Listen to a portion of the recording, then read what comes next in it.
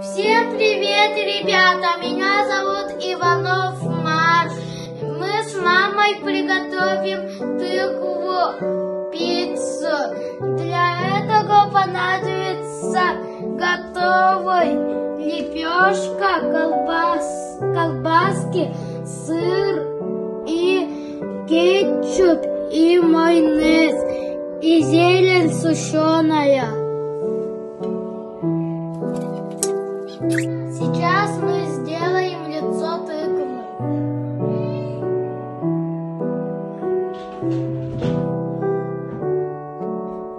Вот так у нас получились лицо тыквы.